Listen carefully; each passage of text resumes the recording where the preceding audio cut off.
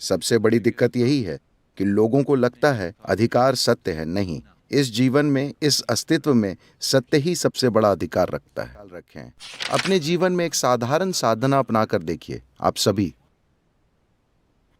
एक और लोगों को कुछ नहीं दिखेगा, वहीं आप सब कुछ देख लेंगे। जहां दूसरे सिर्फ मुश्किलें देखेंगे, आप जिंदगी की संभावनाएं खोज लेंगे।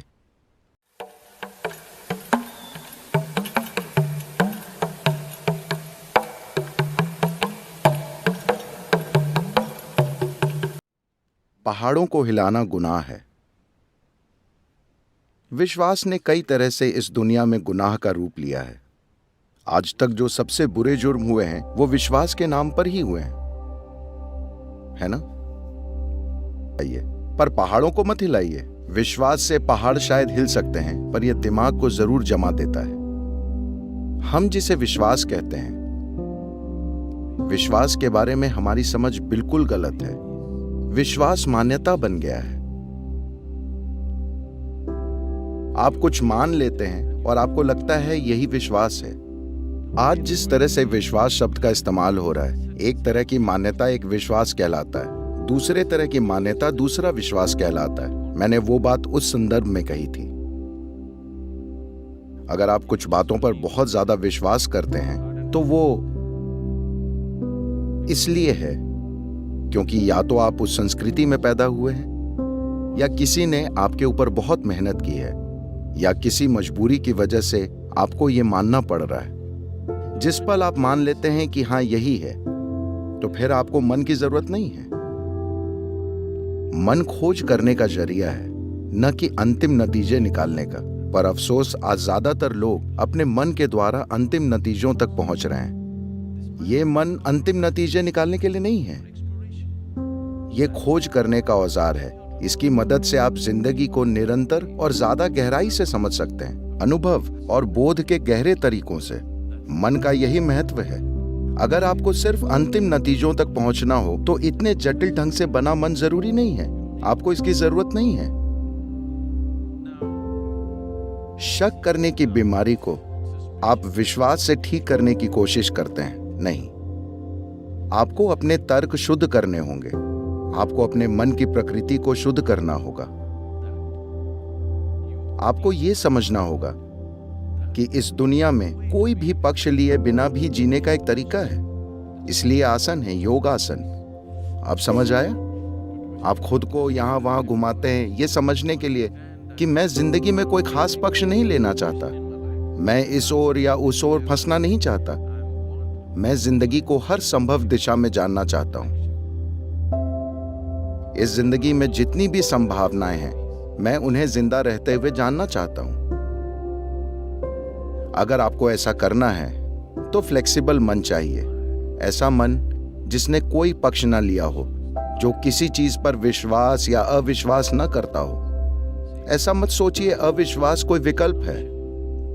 विश्वास और अविश्वास दो अलग चीजें नहीं हैं। ये बस सकारात्मक विश्वास और नकारात्मक विश्वास है। बस यही है। विश्वास करने के दो अलग तरीके, विश्वास करना और न करना। यहां हम आस्तिक और नास्तिकता की बात नहीं कर रहे हैं, विश्वास और अविश्वास नहीं। हम ये बात कर रहे हैं कि हम कोई भी पक्ष लिए बिना रहना क्यों नहीं सीख सकते। फिलहाल कोई खास गतिविधि करने के लिए हम कोई पक्ष लेते हैं, पर जीने के लिए कोई भी पक्ष लेना जरूरी नहीं है। बस जीवन जीने के लिए। अगर आप जीवन को जानना चाहते हैं तो आपको कोई पक्ष नहीं लेना चाहिए, नहीं किसी चीज के बारे में कोई राय बनानी चाहिए। जैसे ही आप राय बनाते हैं, मतलब आपके मन में दूसरी चीजों के लिए खुलापन नहीं होगा, है ना? किसी व्यक्ति के बारे में, अपने या अपने आसपास के जीवन के बारे में आपको कोई अंतिम नतीजा या राय नहीं बनानी चाहिए। अंतिम नतीजा मतलब मौत। हाँ, जीवन का मतलब है कोई अंतिम नतीजा नहीं आप देख रहे हैं। अपनी दृष्टि को साफ करने के बजाय आप अंतिम नतीजा निकाल रहे हैं, क्योंकि ऐसा करने से एक खास निश्चितता आती है, एक खास यकीन पैदा होता है। जिस पल आप किसी चीज पर विश्वास करते हैं, आप में कॉन्फिडेंस आता है। स्पष्ट दृष्टि के बिना कॉन्फिडेंस एक मुसीबत है। साफ देखना बेहतर है, बजाय इसके कि किसी चीज पर ऐसे ही यकीन कर लिया जाए। अगर आप किसी चीज पर विश्वास करते हैं तो मिलता है, और दुर्भाग्य से कभी कभार ये काम भी करता है। हम इस बारे में काफी समय से बात करते आए हैं। अगर आप कोई सड़क भी पार करना चाहते हैं तो आपको नजर की जरूरत होगी, कॉन्फिडेंस की नहीं। कॉन्फिडेंस आपको मरवा सकता है। अगर ट्रैफिक कम हुआ तो काम चल जाएगा। इसके साथ यही दिक्कत है ना? अगर सड़क पर कम रफ्तार में हल्का ट्रैफिक है तो आप बच जाएंगे और आपको लगेगा ये तरीका काम करता है। आप हर जगह इसे अपनाने लगेंगे तो आपकी टक्कर हो जाएगी।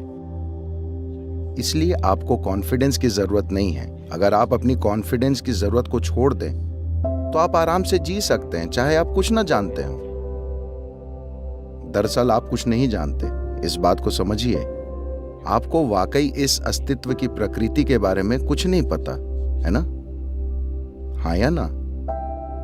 आपको नहीं पता कब ये पूरा सौर मंडल बिखर जाएगा। शायद ये कल सुबह हो जाए। क्या आपको पता है? क्या आपको पता है कल सुबह ये बिखरने वाला है या नहीं? क्या आपको पता है? आपको नहीं पता कि आप कब दम तोड़ देंगे।